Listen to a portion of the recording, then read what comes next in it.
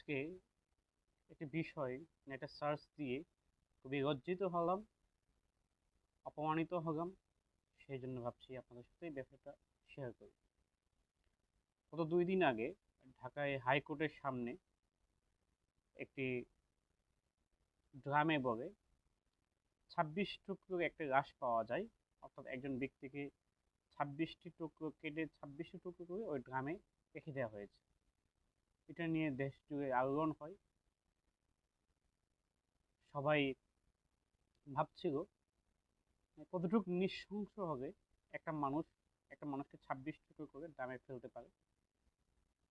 এই ঘটনার পেছনে কি ঘটতে থাকতে পারে? তবে ইতিমধ্যেই আপনারা জেনেছেন এটি একটি পরকীয়ার ঘটনা। পরকীয়ার জেরেই এই হত্যাকাণ্ড ঘটেছে। যিনি হত্যাকারী, পুলিশ বলছে তিনি হত্যাকারী তার বান্ধবীর সাথে পরকীয়া করতেন, যিনি খুন হয়েছেন। তো এটা জানার পর থেকে আমার মধ্যে আগ্রহ কাজ করছিল। আমি এর আগেও পরকীয়ার নিউজ পড়েছি যে আমাদের দেশে এখন পরকীয়ার কি অবস্থা। হ্যাঁ, খুন খারাপি হচ্ছে না, যেটা সার্চ দিলাম, একটা সার্চ দিয়ে দেখলাম গত 1 বছরে প্রায় পরকীয়া সম্পর্কিত হত্যাকাণ্ডের ঘটনায় প্রায় 15টি ঘটেছে। কিছু ক্ষেত্রে বাবাকে হত্যা করেছে, শ্বশুরকে হত্যা করেছে, নিজের সন্তানকে হত্যা করেছে।